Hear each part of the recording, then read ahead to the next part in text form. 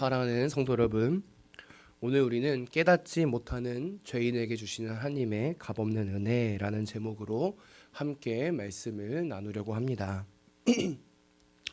오늘 우리는 이스라엘 백성들을 심판하시겠다고 말씀하시는 이 하나님의 모습과 그 하나님의 말씀에 따라 그 하나님이 명령하신 모습 그대로를 따르고 있는 이 에스겔의 모습을 본문 속에서 확인할 수 있습니다. 그렇다면 오늘 이 본문 속에서 우리 성도님들께서는 어떤 인상을 받으셨습니까? 우리는 오늘 본문을 보며 하나님께서 계속해서 말씀하고 계시지만 변함없이 돌아오지 않는 이스라엘 백성들을 만나게 됩니다. 끝까지 자신의 죄를 회개하지 아니하고 하나님이 보여주시고 들려주셨음에도 불구하고 그 하나님의 뜻과 말씀을 알지 못하는 이스라엘 백성들의 모습을 보게 되는 것이지요. 그러나 놀랍게도 오늘 본문은 이 죄인된 모습, 이 타락된 모습만 보여주지는 않습니다. 정말 놀랍게도 하나님께서는 한 줄기의 빛, 이 구원의 은혜 역시 우리에게 보여주시는데요. 즉 하나님께서 일하셔서 이스라엘 백성들을 구원하시고 그 구원의 사역을 일하시는 하나님의 모습을 보게 되는 것입니다. 죄인 가운데서 일하시는 하나님의 놀라운 능력의 은혜를 맛보게 되는 것이지요. 원하기는 오늘 이 본문 말씀을 통해 우리 역시도 이 하나님께서 주시는 구원의 은혜가 얼마나 놀랍고 아름다운 것인지를 깨닫는 시간이 되기를 간절히 소망합니다. 오늘 본문을 보도록 하겠습니다. 오늘 본문을 보면 하나님께서 이 에스겔에게 한 가지 행동을 하라고 명령하고 계십니다. 그것이 무엇입니까? 바로 이 3절부터 7절까지 나타나는 모습인데요. 바로 이 포로의 행장을 꾸리고 이리저리 움직이는 모습입니다. 먼저 행장이 무엇입니까? 이 기구, 폐물, 물건 등의 뜻을 갖고 있고요. 나아가 좀 더 포괄적으로 보자면 이러한 기구나 물건이나 짐들을 포장할 수 있는 어떠한 것들 아니면 담을 수 있는 어떠한 것들을 의미합니다. 즉 이 포로의 행장을 꾸리는 모습이란 이 포로들이 낯선 땅으로 갈 때 자신의 짐을 싣고 싣고 이제 걸어가는 모습을 기억나게 하고 생각나게 하는데요. 다시 말해 하나님께서는 지금 이 에스겔에게 이 포로가 끌려가는 모습 그대로 자신의 짐을 싣고 자신의 처소에서 벗어나 낯선 이방 땅으로 가고 있는 그 모습을 지금 이스라엘 백성들 앞에서 하라고 명령하고 계신 것입니다. 구체적으로 보자면 낮에는 이 처소, 이 자신의 집을 옮기는 모습을 통해 하라고 말씀하셨고, 밤에는 이 얼굴을 가리고 땅을 보지 않는 모습, 즉 수치가 가득한 모습이죠. 이 포로들이 앞을 보지 못하고 나가 자신의 고개를 들지는 못하는 그런 모습처럼 그 모습과 같이 포로의 모습과 같이 행장을 꾸리며 나가라라고 명령하고 계신 것입니다. 더욱이 오늘 우리가 이 3절에서 7절 말씀 속에서 주의 깊게 봐야 될 단어가 있는데요. 바로 이 목전에서라는 단어입니다. 이 3절부터 7절까지 말씀에 모두 이 목전에서라는 말씀이 등장하는데요. 반복되어 나타나는데요. 3절을 보십시오. 목전에서 끌려가라. 4절도 마찬가지입니다. 목전에서 내 포로의 행장을 또한 밖으로 나가기를. 5절도 보십시오. 그들의 목전에서. 6절도 그들의 목전에서 어깨에 메고. 7절도 마찬가지로 그들의 목전에서 어깨에 메고 나가라 라고 말씀하시면서 이 목전에서 눈앞에서 그들 바로 앞에서 이 일을 행할 것을 말씀하고 계신 것입니다. 그렇다면 왜 하나님께서는 이 목전에서 그들 눈앞에서 그들이 바로 보는 앞에서 일을 행하라고 명령하셨을까요? 바로 하나님께서는 이 에스겔에게 말씀하신 이 모습, 특히 이 기이한 모습을 에스겔이 행함으로써 이스라엘 백성들이 반드시 한 가지 사실을 깨달아야 할 것을 알려주고 싶으셨던 것인데요. 그 모습이 바로 9절에 나타납니다. 9절을 보십시오. 하나님께서는 9절을 보면 제가 읽겠습니다. 인자야 이스라엘 족속 곧 그 반역하는 족속이 내게 묻기를 무엇을 하느냐 하지 아니하더냐라고 말씀하시면서 이 에스겔이 하는 모습을 보면서 이스라엘 백성들이 어떤 것을 깨달아 무엇인가를 묻고 하나님 앞에서 이것이 왜 이런 일이 일어났습니까? 라는 것을 깨닫게 하시기 위하여 이 모습을 행하라고 말씀하신 것입니다. 그렇다면 이 이스라엘 백성들이 물어야 할 하나님의 뜻, 이 이스라엘 백성들이 궁금해야 할 이 에스겔의 모습을 보고 궁금해야 할 하나님의 말씀은 무엇이었을까요? 바로 10절에서 15절에서 나타나는데요. 그 핵심이 바로 이스라엘 백성들, 나아가 이스라엘 백성들을 다스리는 왕 역시도 하나님께 반드시 심판당할 것이다 라는 사실을 이스라엘 백성들이 물어봐야 했었고, 그 왜 우리가 심판을 당합니까? 이 심판을 당하는 목적이 무엇입니까? 나아가 이 심판 가운데 하나님께서 말씀하시는 것이 어떤 것입니까를 하나님께서는 알려주시기 위하여, 그리고 그것을 이스라엘 백성들이 직접 깨닫게 하시기 위하여 에스겔에게 이 모습을 행하라고 말씀한 것입니다. 즉 반드시 심판이 있을 것이다 라는 사실을 이스라엘 백성들에게 알려주시기 위하여 오늘 이 기이한 모습들을 에스겔에게 말씀하셨고, 에스겔은 이 기이한 모습들을 그들의 목전 앞에서 행한 것입니다. 하나님을 잊고 살아갔던 이스라엘 백성들에게 하나님이 진짜 살아 계신다, 하나님은 죄를 반드시 심판하시는 분이시다라는 사실을 하나님께서 알려주고 계신 것입니다. 사랑하는 성도 여러분, 왜 하나님께서는 심판을 하실까요? 단순히 우리를 벌하기 위해서 심판을 하시는 것일까요? 분명 믿지 않는 자들에게는 그럴 수 있습니다. 믿지 않는 자들에게는 하나님의 심판은 곧 하나님의 공의이기 때문입니다. 그리고 우리 주님이 다시 오시는 그날 반드시 모든 세상 사람들, 즉 예수 그리스도를 믿지 않는 자들은 우리 주님 앞에 무릎을 꿇고 하나님의 영원한 심판을 받게 될 것입니다. 그러나 성도는 다릅니다. 성도들에게 하나님의 심판은 이 공의의 징계가 아니라 그들을 돌이키게 하시려고 하는 매인 것입니다.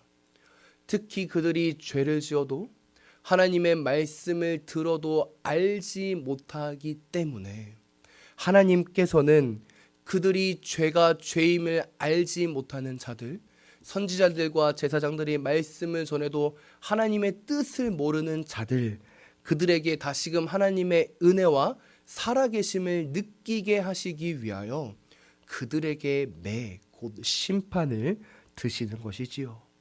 오늘 본문 12절도 보십시오. 이렇게 말합니다. 인자야, 내가 반역하는 족속 중에 거주하는도다. 12장 2절입니다. 그들은 볼 눈이 있어도 보지 아니하고 들을 귀가 있어도 듣지 아니하나니 그들은 반역하는 족속임이라. 이스라엘 백성들을 향해 하나님께서 어떻게 말씀하고 계십니까? 그들이 눈이 있어도 보지 못하고 귀가 있어도 듣지 못한다고 말합니다. 이스라엘의 상태가 선지자가 말해도 알지 못하고 선지자가 환상으로 몸으로 보여주어도 알지 못하는 상태라는 것을 하나님께서 먼저 말씀하고 계신 것이지요. 계속해서 죄악 가운데 걸어가고 있는 이스라엘 백성들의 모습을 보여주고 계신 것입니다. 그래서 하나님께서는 매를 심판을 사용하신 것입니다.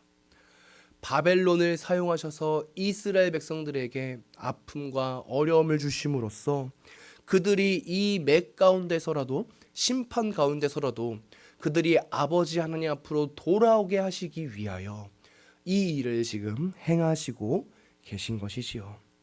그리고 놀랍게도 이것은 은혜와 사랑입니다. 유기하지 않으시고 끝까지 한 사람의 자녀를 돌이키게 하시는 것이 어찌 은혜가 아니라고 우리가 말할 수 있겠습니까? 15절 말씀도 보십시오. 이렇게 이야기합니다. 내가 그들을 이방인 가운데로 흩으며 여러 나라 가운데 해친 후에야 내가 여호와인 줄을 그들이 알리라. 하나님의 심판의 목적이 여호와인 줄을 알게 하는 것에 있다라고 말씀하고 계신 것입니다. 단순히 심판해서 너희를 내가 버려버리겠다인 것이 아니라 하나님께서 하나님이심을 알게 하고 다시금 그분과의 관계성으로 들어와 하나님을 사랑하게 하여 하나님이 하나님이심을 맛보게 하는 자리로 나아가게 이스라엘 백성들을 이끄시기 위하여 이 일들을 하고 계시는 하나님의 모습을 볼 수 있는 것입니다. 그리고 여기 오늘 본문 가운데서 더 큰 은혜 한 가지를 우리가 확인할 수 있는데요. 바로 16절의 말씀입니다. 16절을 보십시오. 이렇게 말합니다. 그러나 내가 그중 몇 사람을 남겨 칼과 기근과 전염병에서 벗어나게 하여 그들이 이르는 이방인 가운데서 자기의 모든 가증한 일을 자백하게 하리니 내가 여호와인 줄을 그들이 알리라. 아멘. 하나님께서 이 매를 드시는 이유, 그리하여서 그들에게 죄를 깨닫게 하시고 회복케 하시고 다시금 하나님께로 돌아오게 하시는 이유, 그리고 그것을 하시는 분이 누구시냐라고 오늘 이 16절에서 어떻게 말하고 있습니까?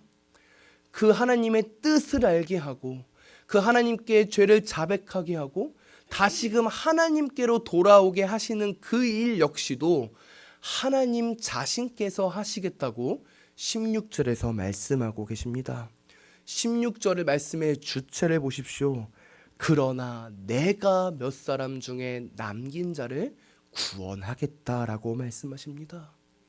이스라엘 백성들의 어떠한 의로움, 공로가 아니라 그들 안에 있는 어떠한 의로움이 아니라 하나님께서 그 죄인된 이스라엘 백성들을 다시금 회복시키셔서 구원시키시겠다고 말씀하고 계신 것입니다. 그래서 기근이 그들 가운데 있는 기근, 전염병 가운데서 건져주시고 바벨론의 포로 가운데서 다시금 회복시켜 주시겠다라고 하나님께서 일하시겠다고 말씀하고 계시는 것입니다. 내가 주체가 아니라 하나님이 주체라는 은혜를 우리에게 허락하시는 것입니다. 사랑하는 성도 여러분, 우리가 누리는 구원의 은혜는 단 하나도, 단 1%도 우리의 공로가 들어갈 수 없습니다. 100% 하나님의 은혜이자 선물입니다. 우리는 이 사실을 잊지 말아야 합니다. 그런데 많은 이들이 이 사실을 잊습니다. 그래서 내가 했다 라는 병에 걸립니다. 하나님, 내가 했습니다. 하나님, 제가 이렇게 했습니다. 맞습니다. 우리가 분명히 하는 것도 있고 우리가 우리의 달란트를 가지고 우리의 영역 속에서 하나님을 위해 섬기는 일이 반드시 있어야 합니다.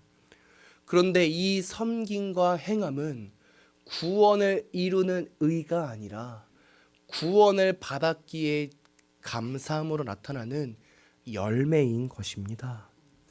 구원해 주신 은혜가 너무나도 감사하기에 그 감사의 고백으로 내가 섬기고 내가 하나님께서 주신 은사를 가지고 달란트를 가지고 하나님의 일을 하는 것입니다.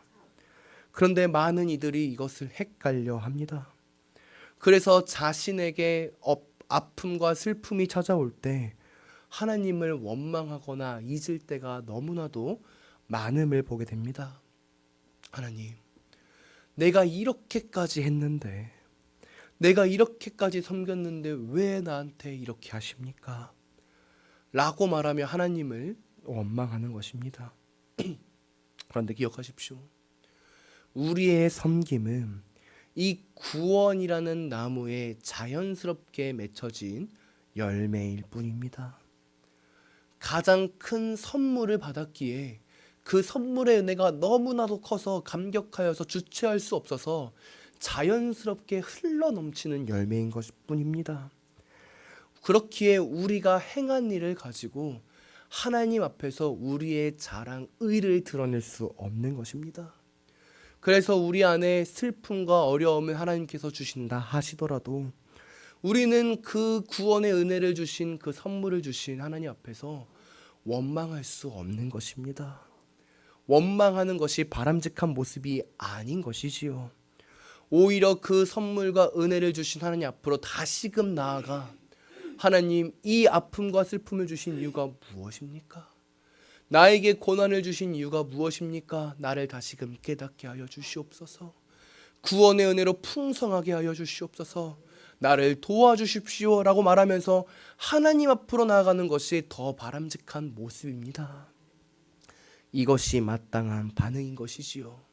그리고 놀랍게도 이러한 은혜로 살아갈 때 오늘 16절의 말씀과 같이 하나님께서 주체적으로 일하십니다.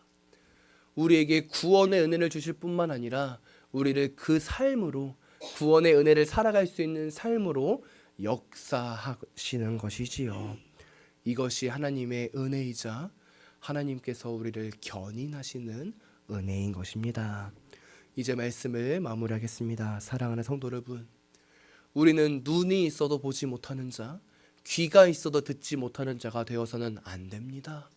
더욱이 우리의 삶에 어떤 어려움이 있어도 하나님을 원망하거나 하나님께 반역해서도 안 됩니다. 오히려 우리는 우리를 구원하신 하나님 곁으로 계속해서 나아가야 합니다.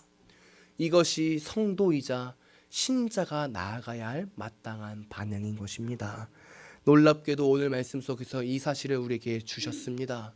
그러니 오늘 하루도 우리는 그 길로 걸어가야 할 줄을 믿습니다. 어떤 어려움 속에서도, 어떤 환경 속에서도 하나님과 동행하시며 그분이 주시는 놀라운 구원의 은혜의 빛 속으로 들어가는, 그리고 그 들어감 속에서 걸어가는 우리 귀한 성도님들 다 되시기를 간절히 소망합니다.